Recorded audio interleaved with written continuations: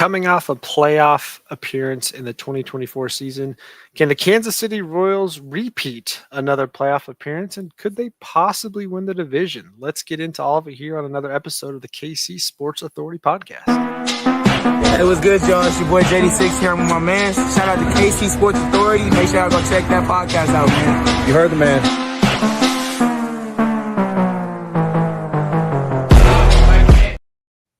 And welcome to KC Sports Authority over here on YouTube. If you're checking us out on YouTube, make sure you hit that like and subscribe button below so that more Royals fans like yourself can find the podcast. And if you're listening to us on Spotify on the go, make sure you give the podcast a follow. Leave us a 5-star review. We would appreciate that.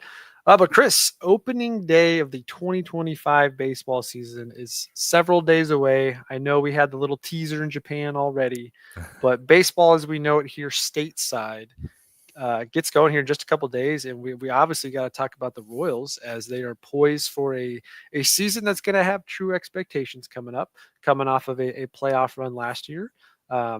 Going into the divisional series with the Yankees, looking to add on to that this year. So we got to get into that. So this is our official Royals 2025 season preview. But Chris, how excited are you that baseball is in the air and just a matter of days it is full swing till October?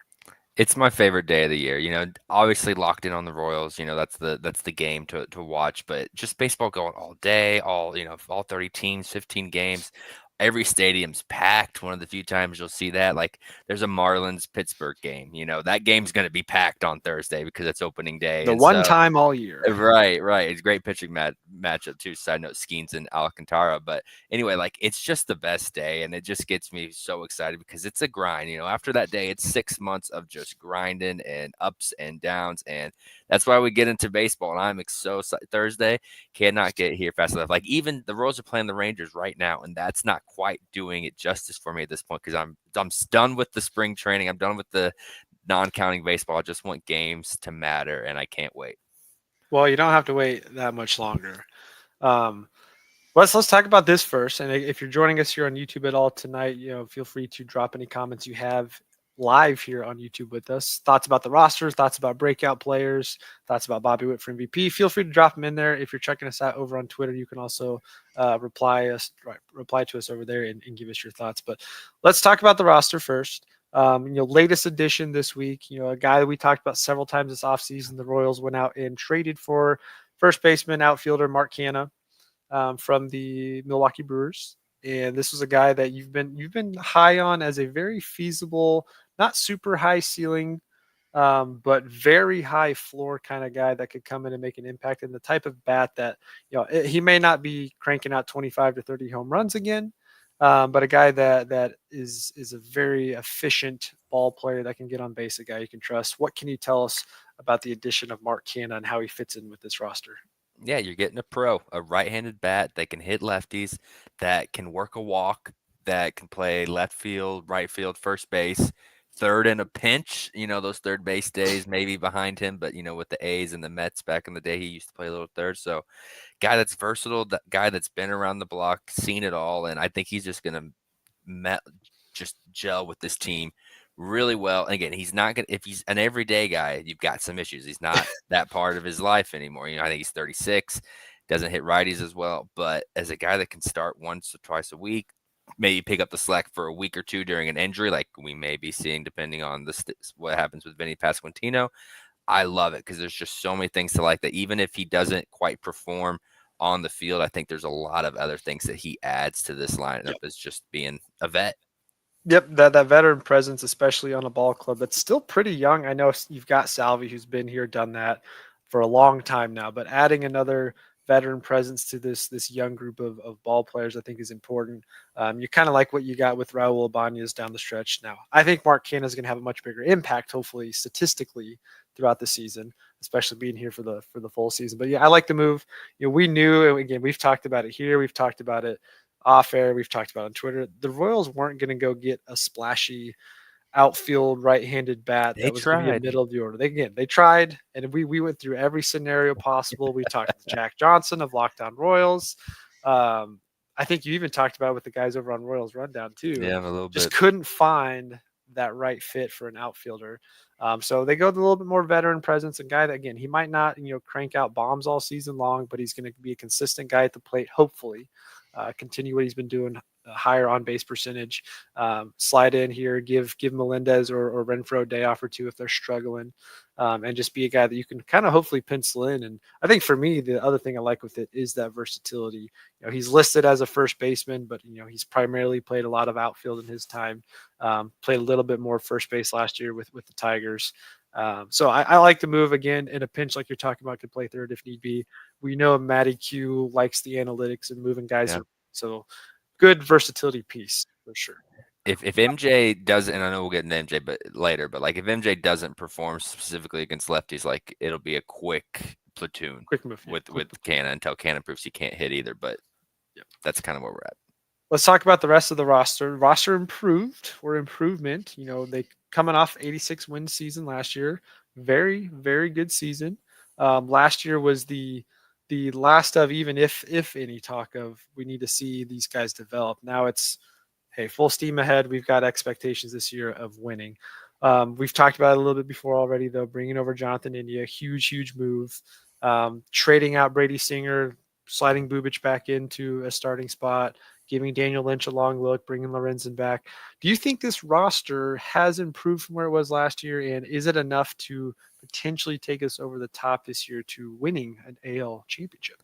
I think without a doubt it's improved. And like I know like the naysayers, whether you're a Royals fan or just writing about this team in a publication, like the big thing is regression from Lugo and Waka and even health to an extent. And like Bobby could win the MVP and have a statistically less more than he did last year. That's how good he was in 2024, that he could still win the MVP and have a down year, So like I get all of those reasons why people may be down on the team.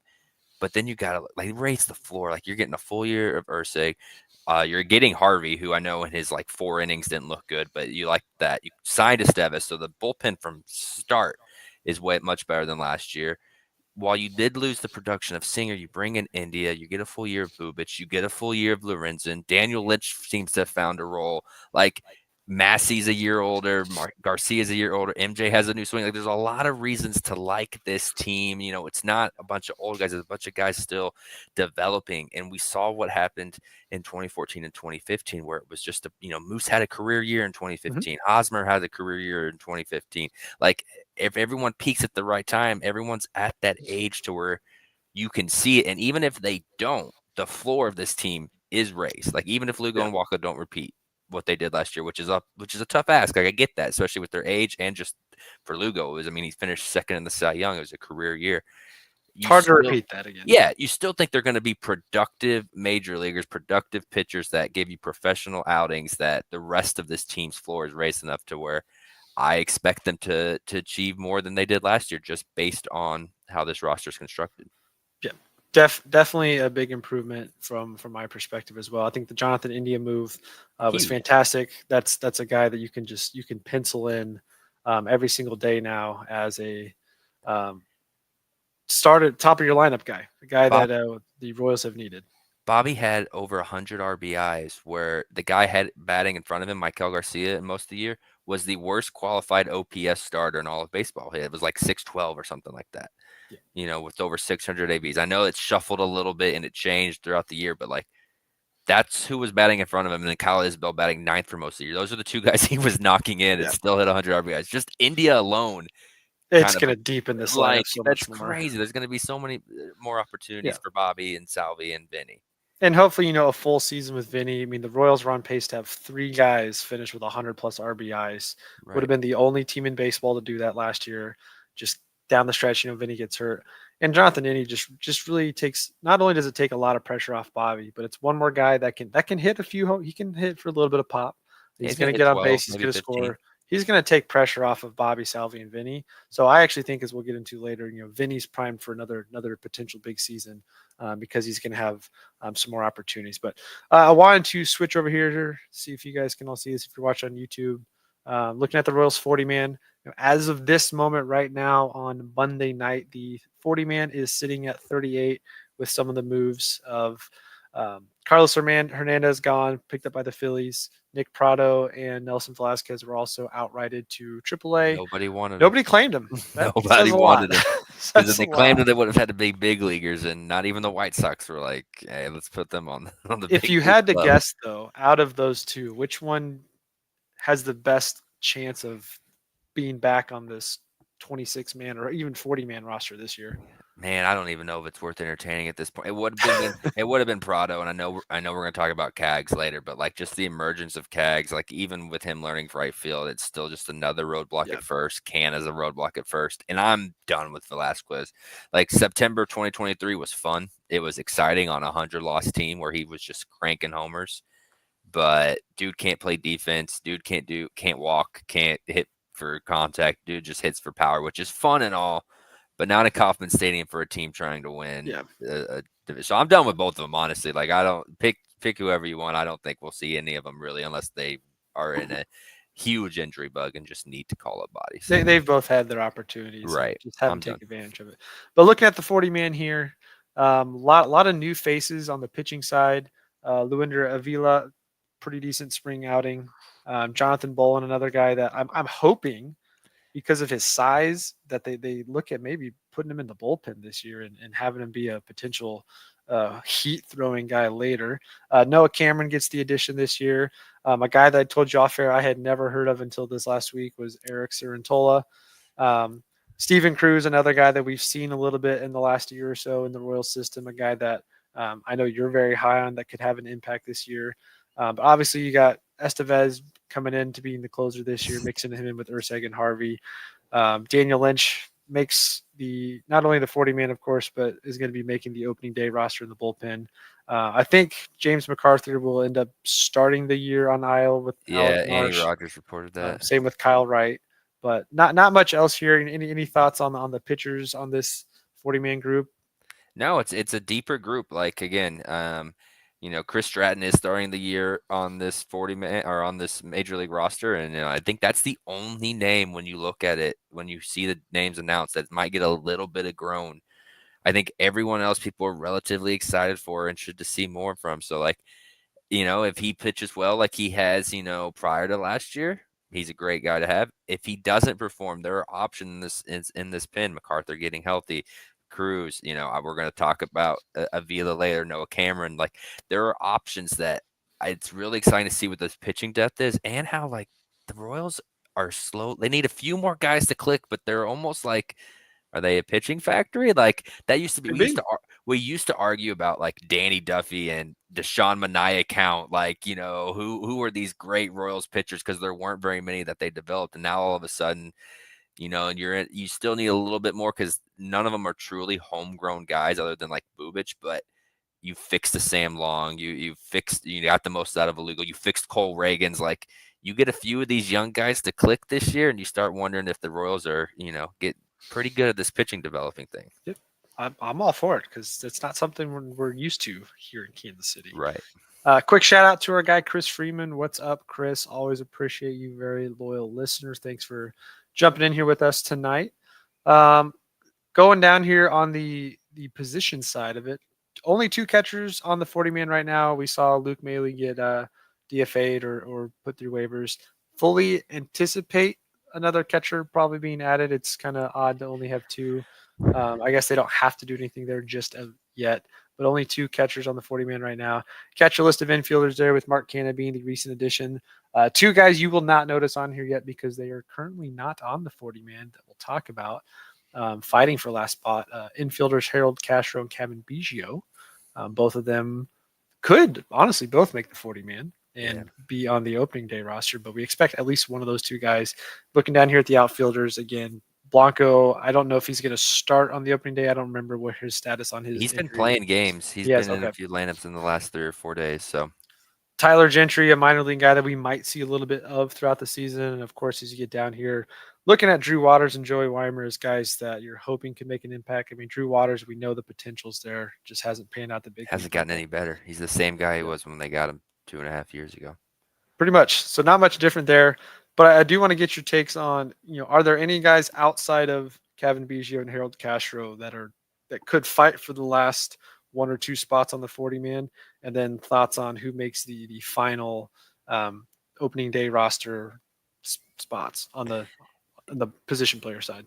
Yeah, I think it's gonna go to Biggio, even though Castro, all reports is that he's really impressed. I think Biggio's just a little more versatile and just the ability to work a walk. That's just something that this team lacks so much that they're trying to fix. With India, with now Cana. Even if it's on the margins with the Cana, with the Biggio, like they just want those professional at bats.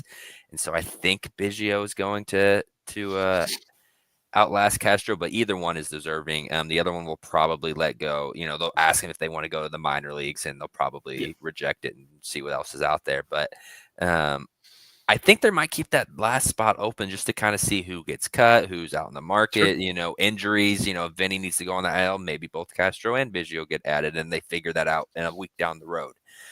So I don't expect any surprising adds to the 40-man as of right now. I think they'll keep it at 39 and then just kind of see what else is out there, maybe a third catcher. But again, whoever the third catcher is, it's If we're seeing them on the 26-man roster, then we right, have a a problem. key either Freddie or Salvi's hurt, and so like it's going to be a true backup role. Like if Freddie Vermin gets hurt, the dude's going to catch one game a week at most. And there was some offseason talk nationally that for me might be a hot trade candidate. The Royals Salvi's really age, like yeah. him, and they're not looking to move him unless No, somebody there's calls no with a need to. haul for him. But yeah, Yeah, that's not great backup catcher, happening. great 10th man. Like Does Nick Lofton make the 26-man opening day 26-man? I don't think he does because how I see it right now with Blanco being healthy, I see him being the speedster slash backup center fielder. I don't love that because I don't love his defense in center, and Kyle doesn't hit enough not to have a true backup center fielder. Like I wish Joey Weimer would have taken that spot because he's known to hit lefties and he's a little more athletic, a little more polished as a defender than Blanco. But Blanco's proven to be a weapon that also can hit a little bit at times. So I think he's going to be the backup center fielder slash speedster. You're going to get Biggio as your utility infielder, left-handed bat, Canna as your utility right-handed bat, and then Freddie for me, who's basically a starter without Yeah, being a starter. So those are going to be your four bench guys, unless Harold Castro takes from Biggio. But like that's how I see it. Weimer and then Lofton and who am I blanking on? Those are going to be your first two guys that get off called the up, bench. Yeah. and Drew Waters, first guys to get called up from the minors if someone's to get hurt. Let's talk about opening day lineup slash the lineup we think we'll see the most. Now that we've had a few weeks of Jonathan India playing the outfield, I still think Melendez is going to get the longest look ever at left field because I mean, if the Royals I are don't going think to, it's going to be long, but I you don't think think it's as long? I think he'll get the first At least, yeah, crack. Yeah, he'll the get the first first couple of crack weeks, at it. Yeah. because I think a lot of Royals fans are saying for this team to take that next step, they need Melendez or Renfro in this scenario. They need one of those two corner outfield spots to make a massive leap. Um, but what's your thoughts on that rotation out there in left field? How much Jonathan India do you think we'll see out there? I haven't seen as much Massey in that left field spot as they kind of talked about throughout spring training. It's been mostly India taking that corner spot. But what do you think we'll see out of that outfield rotation? In a perfect world, we don't really see India out there except against, maybe a tough lefty or something like that. Like ideally, it's kind of set it and forget it. Like the Royals would love that if you could just have Melendez in left, Isbell in center, Renfro in right every day. Garcia at third, Bobby at short, Massey at second, Vinny at first, Salvi catching, and then that leaves India as the DH, and then you can kind of maneuver it a little bit on Yep. off days to get Freddie in there. Like that's the ideal positioning that the Royals would love. The issue is no one knows if Renfro and MJ are going to hit enough. Or got Michael for that matter. I think Michael does a little bit more because he's actually a stud defensively and on the base pass. So I think he will get a little bit more leeway with the bat than those other two. But yeah, those are the three guys that like if you don't hit, they're going to start finding a reason to put India out and left and get Salvi and Freddie and Vinny in kind of a rotation of catcher first and DH. So And maybe we'll see a little bit of Mark Canna out there. yeah, see what he got. I love the move. It's low risk. They gave up cash for him, and it's like if he has nothing left in the tank, you cut him in April. But if he's still provides value, especially against lefties and can work a walk, like Yeah, easy. you'll take it. You'll take Yeah. it. Let's talk season expectations. Again, coming off an 86 win season last year, making the playoffs, sweeping Baltimore in the wild card series, looking pretty decent against New York. A couple things go differently, and maybe that becomes down to the last game of that series. What are your season expectations as far as? I mean, I think it's got to start with repeat playoff appearance, correct? Right. Yeah. Yeah. Baseball's tough. And like, I get it. Like, there's a world where I can see this team, injuries, regression, no one takes the next step, like, and they're like a 77 win team. Like that, you have to admit that is a possibility. There are some things they are relying on that aren't known commodities that could derail this team. And so that is a factor, but I just don't see I don't the energy, the way this team talks about it, the way they battled last year and kind of went through that adversity in September only to win a playoff series on the road in Baltimore. Like I just think they build off that. Like I think too many guys improve on the margins to handle some of this just natural regression we're going to see from last year. That I think that they are going to win the division. I think that's the expectations the team is built, and I think that's the expectation that as the fans we should have, even in a tough AL Central. Like there's four good teams, but I think the Royals just they have the best top end talent with Reagans and Witt, and then I think the depth is going to be a lot better than maybe we expect with some of these other guys taking steps forward. Yep, I think I agree with you there. It's got to be. It's not playoffs or bust, but this is a Right. season where the actual expectations from not just the team, because they had that expectation last year, but I think fan base and a lot of Major League Baseball fans now are they want to see the Royals get it done again. Can they repeat and make it to the playoffs? And I think this year too, there's nothing wrong with adding the expectation that they may not necessarily have to win the division to be considered a success, but they should be competing down to the last week. And I'm expecting at least that going into the last week of the season, they're still, within reach of winning the division, which I think this team's more than capable of. We've mentioned it on a couple off-season episodes, though. AL Central could be very deep if things go how they have in the past with certain teams. This could be a deep league, but I mean, baseball. You never know. Every team's one injury away from having a Right. rough season. But it looks as if the AL Central could be one of the fiercest competitions across Major League Baseball this year, and they Eh, could have three teams that could be competing for the playoffs. Yeah, and like I don't know if I'm crazy for this because again, we're royal. We're talking about the Royals who have not had a long sustained success over our lives, but it just when looking at the teams on paper, and I know that baseball is not played on paper. If there's ever been a sport that's not played on paper, it's baseball, and that's why the Guardians are getting so much credit and a little bit more love than I think is because they've overcome those paper expectations. But their roster is just not up to the It's not Royals. as talented, No, and it's like their number and one they got thing rid of Josh Naylor. their number one thing is their pin, and that's the most volatile thing in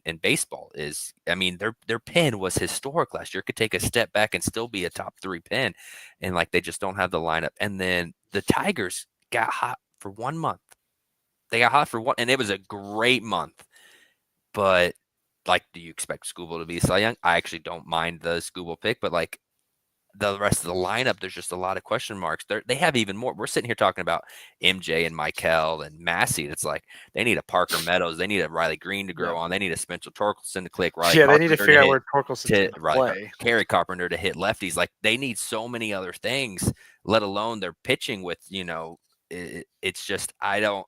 They're pitching to duplicate their August and September. Like I don't necessarily love the Tigers' loves, and then we know about the Twins. The Twins are the most talented roster in this division. Like there's no questions about it.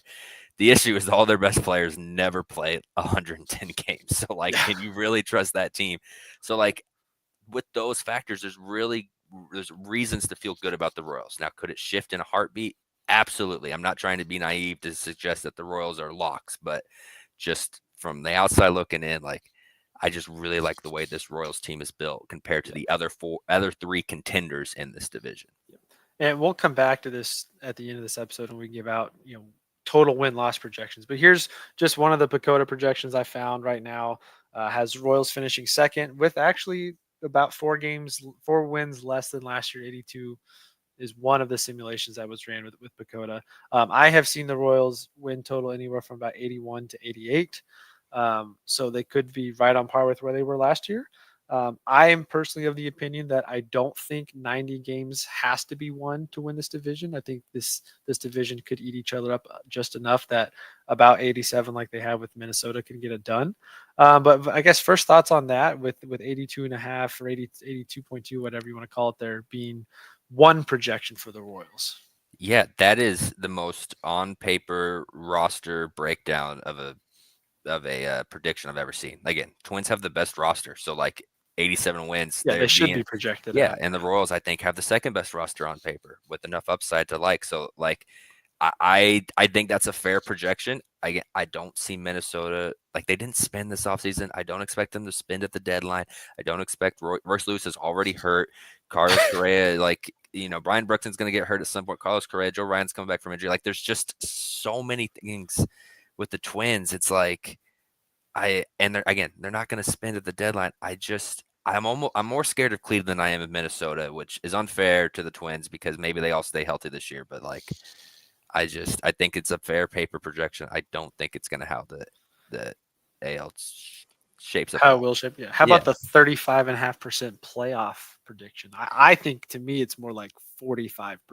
I'd give it another 10%. that's the nature of the American League as a whole, dude. If you're not the White Sox and a delusional Angels fan, you're talking about your team making the playoffs this year. Pretty Like much.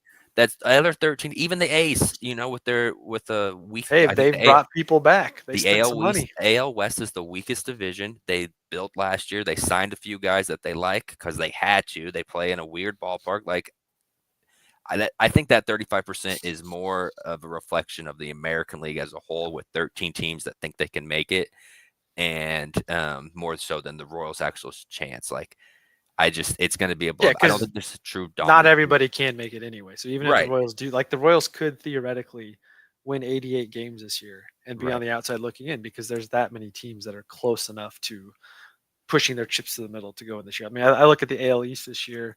I think with all the injuries the Yankees have, the Red Sox are getting slept on just a little Yeah, bit I in the think they're AL the East. best team in the American League by far, Yeah. actually, and it's just crazy they're not getting more love. But like And by the way, they're a team that I've taken 3 times now in the last month on some long term plays, some futures bets to not just win the division, but to be the if ALCS champs. if the Red Sox are like fairly healthy and don't win the American League East, or aren't the 1 or 2 seed, like that'll be the most baseball's not played on paper at all. Because like with Garrett Cole going out, I know we're veering away from the Royals here for a second, but with Garrett Cole being out, with Luis Hill, with all the old weird young guy combo the Yankees have, it's the Red Sox to lose. And like I kind of feel like those Yeah. projections just And don't know Judge what to doesn't do have with the the team. protection of Soto next to him. They don't know what to do with the American League teams.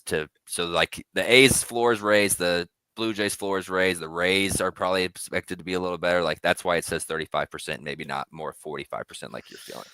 How about some other season expectations? One I want to throw out there. I expect the trio of Bobby, Vinny, and Salvi to all three finish top 15 again in RBIs. I think it's fair to expect that again this year. Again, had Vinny not gone out towards the end of the year, would have had three. All three of them would have hit over 100 RBIs, like it was almost for sure thing. So I expect all three of those guys to finish top 15 again.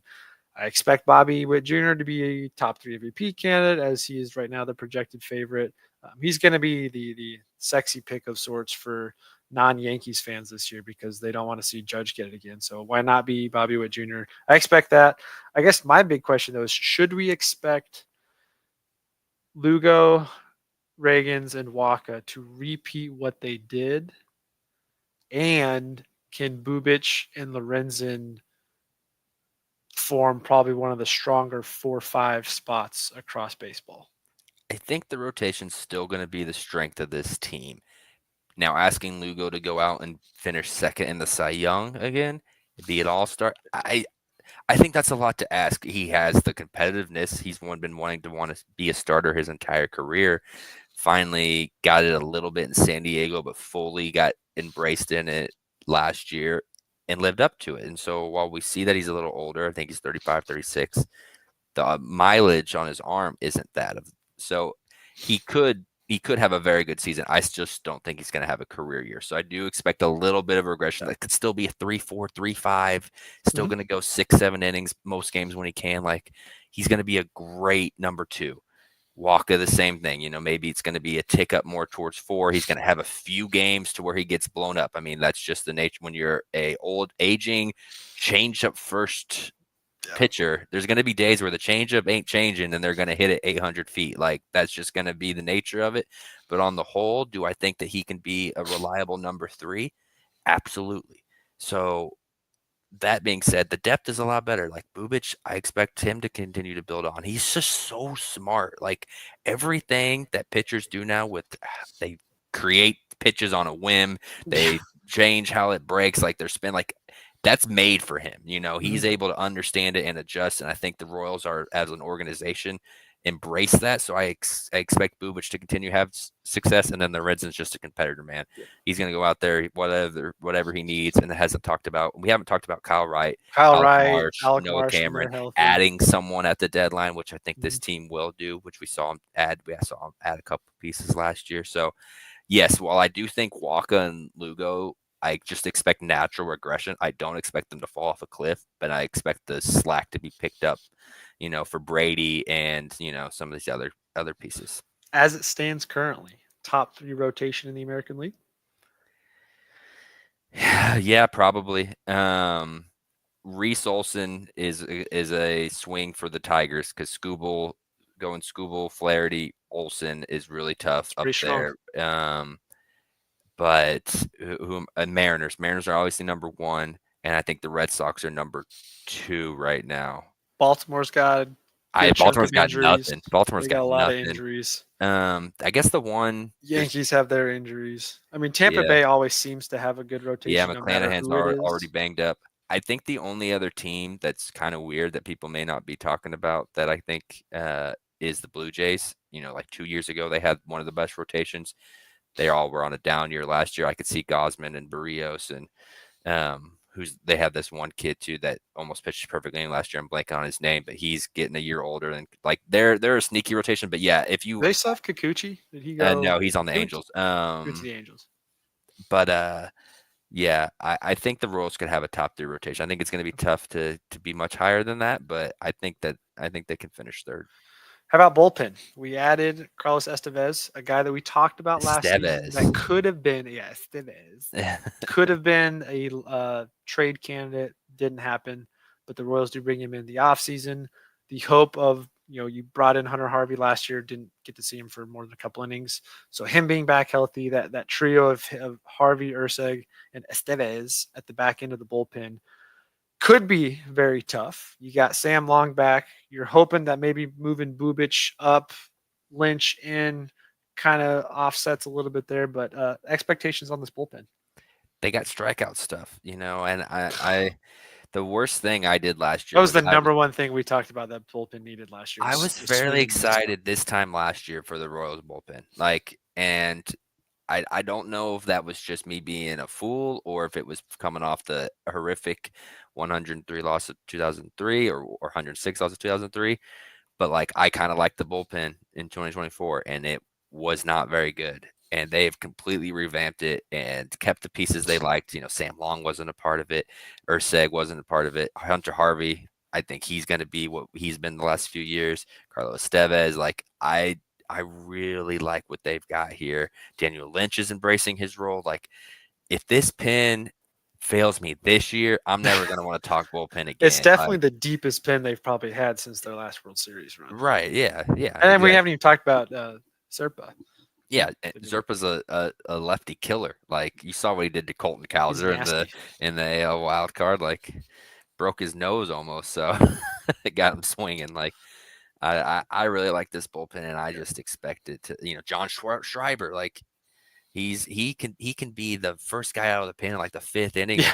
Coming into this time last year was Schreiber's got to be locked. Schreiber's got to be the 8th or 9th inning guy. Now he's got to be he's fire starter number 2. If it's too early in the game to get Urseg in, now Schreiber can go in instead of being fire starter every single night seemingly for and 2 burning months. through him in the first 2 months. Yeah, so I know we talked about it a few weeks ago in the offseason, but yeah, the depth of the bullpen this year, there's a lot of options. Right. You've got a lot of a lot of guys with the right stuff to give you some potential favorable matchups for Q to play with, which we Right. know he loves to do that.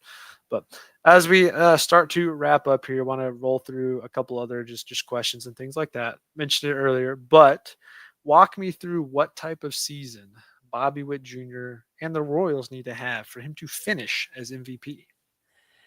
Man, if he just duplicates what he did last year, which is a tough ask, like he doesn't have to duplicate it, but like I don't see Judge doing what he did last year without the protection. Could Julio finally put something together? Could Trout do it Julio is one of right? my Corey sleeper Seager, like there's some guy. Jordan Alvarez is probably the scariest one.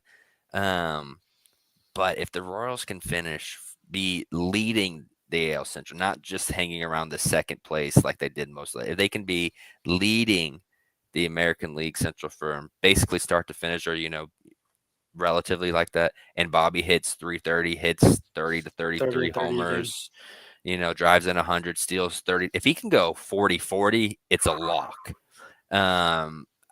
He's been talking about his base running. If he goes 30-50 like he nearly did in 2023 Yeah, with the higher batting average on a good team, I think that'll all eyes are on him. Everybody likes Bobby. We're kind of in that Patrick Mahomes phase a little mhm, bit without quite the on the field success as far as team winning, but where he's the shiny new toy and everyone likes him. If he starts winning, everyone yeah, will start to hate him. But remember in 18 and 19, everyone loved Mahomes. It was media's darling. It was every casual's favorite player. That's kind of where we're at with Bobby. The kids love Bobby. So he doesn't have to be on the best team in the American League. He doesn't maybe even have to have the most home runs. But if he has the combination of season that he did last year, I think there's going to be a lot of voters who are going to feel the pressure 100%. to Yep, vote number 100%. 7 as MVP. I think you could make an argument that he might have been deserving last year, but man, that was tough to go up against Soto and Judge with Yeah, what best they player did. on the best team with all those homers, like in New York. Bobby wasn't on the radar for 2 months. Like I get it. I'd like to see the stolen bases uptick too. I felt like that was something the second half of the season they didn't run him as much on the He was base hitting so many paths. extra base hits. He was that took some of it away, but yeah, I think that addition of Indy at the top, sliding Garcia back, and having some more options in that 3 through 7 spot, I think that'll help Bobby Yeah, take a little bit of pressure off him to need the extra base hits all the time. But again, he's got two guys hitting behind him that he might not need to run as often this year. But right. moving along, let's go to breakout candidate. I picked the easy cop out one here because I think it's the one that from Royals fan base is hoping is the breakout candidate, and he's Right. been the guy that's been on this list for 3 years running now, and that's MJ Melendez. Changes up his swing a little bit this offseason, his stance, and the numbers aren't fantastic at spring ball. No one really cares about the actual numbers, but if Melendez can bat just 230 this year, I think you are happy. And I know that's not numbers for a breakout candidate necessarily, but if you can, That's where we're at if with MJ Melendez can Melendez. become your everyday left fielder and you can pencil him in and feel confident, I think Melendez has breakout potential. We saw his 2 seasons ago. He had some nice pop. I think this is a guy that could hit 25 homers a year, which is a lot for a Royals player given the ballpark we play in. So I've got Melendez here. I think he's an easy answer from the fan base at least to be that guy. But who are you going with? Yeah, real quick on Melendez. Like for any fans out there being like 230, that's so low. Just a reminder, 3 of the last 4 years, the MLB batting average. So the average batting average is under 250. So Not it's good. not it's not about batting average these days. So 230, if he's taking his walks and hitting 25 homers, it's actually an above average That's a MLB good player at season. the end That's of a the good day. season right there. But yeah, it is rough when 230 is what you're asking from him. I still cringe a little bit hearing that. But my guy is Michael. I've talked about him a few times. I just think his floor is so high where he was a positive WAR player last year, despite being getting over 600 at bats and being the worst qualified OPS hitter in all of baseball. Like it was, but he was 37 for 39 on stolen bases and plays near gold glove third base defense. Like if he can just his exit velocity, like all the nerd stats that some of you like and some of you roll your eyes at, he's above average in all those. So if he can Mhm. just get a little luckier, I'm not saying he needs to be above league average at hitting. Just be like slowly below. Like, how about like a 95 OPS plus? That dude's going to be a 4 WAR player because of his base running and his defense. Like, that's kind of my guy to Yeah, and if you're getting that out of the 6, 7, 8 spot this year, which yeah, is where we'll probably see him a lot, right. you got to feel really good with that. Right. And so again, he's 25. He was a top prospect for this team. Like, I think there's more than a 95 OPS plus in that bet. But I'm saying even if he just does that, he was 72 last year OPS plus. So if he just does that, he is a hell of a ball player. If he hits for 108, if he hits 260 with, a little bit of pop and steals, he could lead the American League in stolen bases this year if he hits Yeah, 260. legitimately have 2 guys on this roster that could finish top 3. So he's my guy that just like circle, see what we got, and I think they keep him at the bottom of the lineup too all year. And like even if he does hit well, just because Well, he's imagine like the him new getting leadoff on hitter. base Yeah, for he's the new Jonathan leadoff. India and Bobby Witt to come back up Yeah, right there. it's awesome. So he's my guy. Like I like it. I think he's people are talking about taking at bats away from him. I was like, no, you're taking at bats from MJ and Renfro before you touch Michael. He's too good at too 100%. many other things in the sport. How about anybody on the pitching side of things at the major league level, potential breakout candidate? Not a lot of new guys. They're all Right. guys that have been here a little bit. Yeah, I don't know if we can say breakout. I'm just really curious on Sam Long. He kind of was broken a little bit there at the end of his time with the A's, came in over on a minor league deal in 2024 because of how well the Royals developed pitchers recently. Like that, whatever they told him about how they could fix him, he bought into Yep, and it fixed him. So I'm looked good. curious, can he build on it because having another lefty like him the rest of the guys, like you kind of expect, he's just the one I'm a little curious to see if he can build off a strong Yeah, 2024. I wouldn't consider this guy a breakout candidate, but could Yeah. be for the Royals specifically because we just didn't see him much. But Hunter Harvey, if Yeah. Harvey gets back to pre-trade deadline form where he was looking for most of the season with Washington, that bullpen's going to go very far. So I like that Royals for sure. fan breakout, not a Yeah, career Royals. breakout. Royals fan breakout. Yeah. Hunter Harvey. How about minor leaguer to make major impact? Yeah, this is tough too because again, I like the team is going to be challenged a little bit with some injuries if they happen, but I do like the Luinder Avila kid. He's 23. He's from Venezuela. He throws 98 from the right side. Added to the 40 man to protect off of the 5 rule draft. So I think he's someone that if they need a little bit more gas, or like an Estevez goes on a short IL stint, or someone that just throws heat gets hurt, that I think they call the kid up for a week or two and see what he's got because like his stuff is off the charts, and I think he's someone that give him the opportunity. Throwing to 2 Venezuelan catchers, I kind of like this. It seemed to work it didn't work for It's the moment. Hernandez. It worked for Zerpa. Let's see if it works for Avila and Yeah. kind of see what he's got. So he's a guy I'm having my eye on. I had a tough time with this because on the diamond side of things, the position players, there's really not much of a spot open for somebody to take this. So I was kicking around like a Tyler Tolbert. Maybe he takes over that role for Darwin Blanco and comes in as a potential speed threat. Maybe Gentry in the outfield is a guy that gets a look if Renfro misses 2 weeks or something. So I don't know if there's a position player breakout other than the most obvious one, which we'll get to in a second later in the year. But I think I'm with you there. I like Avila. I think he's got some potential to find a spot. And I think the other guy is Cruz. Again, he's going to be a guy that at some point we will see him in the bullpen Steven this Cruz. year. He's for sure going to get a look this season with an injury or two here and there. Gavin Cross is someone to keep an eye on. Again, he hit first round draft pick in 2022, only had a 770 OPS at AA over 100 games, which is not what you're expecting from a 24-year-old at AA.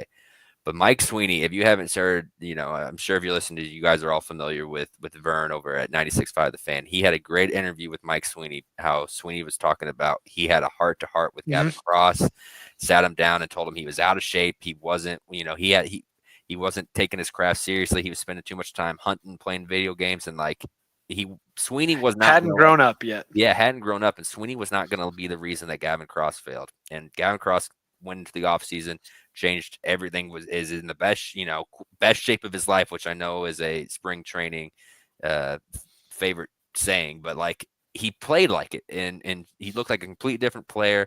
He hit 375 and limited at bats, hit two triples, stole three bases. Like, if he can go down to Double A, or even if he starts the year in Triple A, I'm not sure what they want to do with him yet, and just continue to grow on this. Again, he is a first round pick for a reason, so the talent's there. That again, we're about to talk about the guy everyone wants to see up, but the 2022 draft pick may be a guy, a lefty in the outfield that we could see around a similar time frame if he continues to grow off what he did this spring. All right, let's get into it then. The guy that the fan base and probably a lot of Major League Baseball wants to be the minor leaguer to make major impact, and that is this most recent first round draft pick, Jack Caglione Cags, who, my gosh, has he looked pretty solid in spring training, I thought you were cranking just gonna some say bombs. pretty, and I was gonna let you be right there too. Very, very, very pretty swing, very pretty guy, looking very pretty in that light powder blue jersey, which we're going to see a lot of this year. But thoughts on Jack Caglione so far and the earliest possible time we could see him at the major league level? Yeah, it's hard not to be excited about the guy. I mean, he's one of the few athletes that, baseball fans knew about in college. I think, just what he was doing at Florida, playing both ways, hitting mammoth home runs. Like, he was It's I easy to don't get know excited college baseball players. Like, I don't watch college baseball very often, and I knew who Jack Caglione was when the Royals took him. So I can imagine there's other Royals fans in that boat, and it was like, this guy lived up to everything I ever heard about. Like, he just came in and looked amazing in spring training. Just and you don't you when you have prospects like this, we were kind of robbed this of Bobby Witt Jr. because of COVID, because of 2020. Like, we got to hear about what he was doing at the camps, during the COVID season, but we really didn't get to see the hype in spring training. So it's been a few years. It's been a long. When's the last time the Royals have had a prospect that we've just been oohing and on over like this? We have it again. Bobby was that guy who we were watching his ABs in Double A and Triple A, but it wasn't like this where you actually got to see him with the big league club. Sure, you might have to go all the way back to Hosmer and You might Moose. have to go back to Haas and Moose. Yeah, you really might. Mondesi got a little bit of buzz, but because he Yeah, debuted on the 15 team, it was like it wasn't the same. So the hype yeah, is. it wasn't an off-season type of hype. I get why everyone is drooling over this guy. I just want everyone to pump the brakes a little bit. Like, something catastrophic has to happen while he produces. Like, it's not one, something catastrophic happens, but he's hitting 220 at Double A. It's not going to mean he's going to get called up to be the savior. The Royals do not want that to be what There's you're no asking. rush getting him up here from Correct. the There's Royals' no rush. perspective. He has to be already in Triple A hitting, bombs and having a high slugging percentage, and then there's a spot open for him to be called up anytime before, I think, June 1st. Like, I think that's the earliest I would even, and everything would have to align perfectly.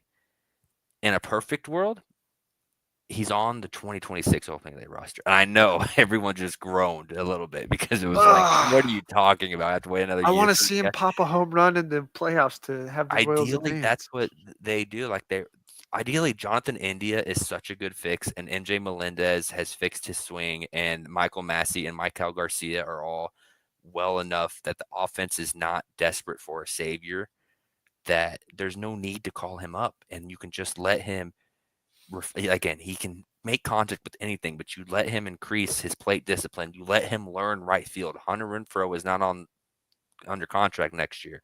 There's things you can do that I think that would be the ideal world. Now, if the offense is struggling a little bit, the asking price at the trade deadline is too high, and Cags is in AAA hitting fairly well, we might see him August 1st. Like, that's also a real possibility. But in a perfect world, I want him up You don't 2026. think he's going to have the Brandon Finnegan effect and be on a playoff roster getting us Yeah, I to the mean, he's a World little Series? late for that. Finnegan was in the minors for like a month and a half, it felt like. But like, no, again, it would be cool. I'm not, dude. If they announce that he was on the opening day roster, you're gonna get no complaints from me. It's not my prospect. It's not my development thing. Like, you do you Royals, but just from a baseball perspective, like how these things tend to work out and how this current Royals roster is built. Like, I could see August 1st again for the things I just mentioned, but ideally it would be opening day 2026. But again, the dude's I going to agree. be a stud. Like, he doesn't strike out really for a power hitter. His issue is he can get to anything because he's so dang big that he rolls over and hits weak contact because he's swinging at pitches he shouldn't. If he reduces that, like, Watch look out. out. Yeah. Last two things I got here on this one. Final win-loss predictions from both of us, and will that win projection be enough to win the AL Central? So, Chris, I'll start with you. Yeah, I got it pretty high. I'm at 92 wins, which again, I can see all the negative stuff. I get why you may be down on it, but I just like too many things on this roster. I like the depth. I like the progression possibilities from some of these guys that I think they win the AL Central and getting over 92 wins and grab that. I think they grab that second seed, man. I really do. I I love it. I would be super happy with that. Yeah. I'm gonna go just a little bit less, Hmm. just for the sake of this year. I'm gonna go 89 wins, but still enough to win the division because I don't think you have to get to 90 to win this division. There's gonna be enough teams beating each other up throughout the year in the AL Central that the Royals could come out on top because again, I like their roster top to bottom, being biased, of course, but the fit feels really good this year. And if two of those four guys that are in that 5 through 9 spot in the lineup are average or slightly above average, I think you've got the offense to get it done. You've got enough on the pitching and defense side to do it for sure. So I'm all on 89 plus wins. Royals win the division. Last one I got here. We've mentioned this at the top of the show. Of course, expectations are playoffs this year. Hopefully, getting at least as far as the AL Divisional Series as last year, if not further. So my question to you is: over under 3.5 games played in October? Yeah, I got them as the 2 seed, so I'm saying over because like even if they lost the DS, I'm not having them get swept. So give me the over on that all day, every day. Like I think this team. Again, I don't think they're a World Series team, which is crazy saying they're the 2 seed in the um, American League. But I think the American League is just going to be so open that I think I like the Rangers and the Red Sox and even the Mariners. They can get some hitting a little bit more to make a Mhm. deeper playoff run. But in the regular season, I like how this Royals roster is, and I think they can win a divisional series and then potentially lose to one of those teams Yeah. in the CS. I too will also take the over. Technically, the playoffs could start at the end of September this year. I think like September 29th has been thrown out there as a projected start date. But I don't see this team playing in a wild card series. Yeah. We both have them winning the division. So if they're winning the division, I think they will be good enough to start in the divisional round and not have to be the You first team in the wild the card. lowest divisional winner does have to play in that 6 seed, So And I think they can win more games than whoever. Well, right. I say that. The AL is Yeah, gonna be wild this year, man. yeah. I really can't like just on a non-Royals level, like the American League's gonna be a blast. I was just about to say I think they could do more than the Mariners during the regular season, but that division's so bad the Mariners could just Maybe though, maybe like maybe the AL East beats each other up just yeah, enough. I just don't know. I really don't know. You could So talk me what into who every game. gets the most wins in the American League this year, and what is I that win think the total? I think the Red Sox at like 97. So nobody tops 100 in the AL side. Which No. again, if that's the case, then yeah, the Royals are. You're talking within 5 games of the AL total Yeah. first place right there. So I like that. But yeah, that's fun. Can't wait. Opening day just a couple days away. Chris, hopefully you were able to make it up here a couple times this season Would be to watch nice. the boys in blue. Excited to have those powder blues back on. Hey, did you see the Z Man is coming to I the know. K I this can't year? wait. I'll have to grab one whenever I make it up to I'm the sure it'll city. be $15 at the K, Hey, but that's all right. it'll That's be probably the I'm the not best there at thing the to buy at the ballpark to K. save money. I'm Yeah, there to have a be there good to have some time. fun. But yeah, super excited for that. Looking forward to this Royals season. That'll wrap things up here. If you guys haven't done so yet, make sure you hit that like and subscribe button below. You can check us out over here on YouTube. You can also give us a follow over on Spotify. Listen to us on the go. And of course, you can hit any of our social media channels up at KCSA Pod below there. You can hit up Chris over on Twitter at 10penny88. Give him any and all of your baseball takes. I know he is just pumped to just flood Twitter with baseball over the next several months. You can also hit me up at Keeganator_11.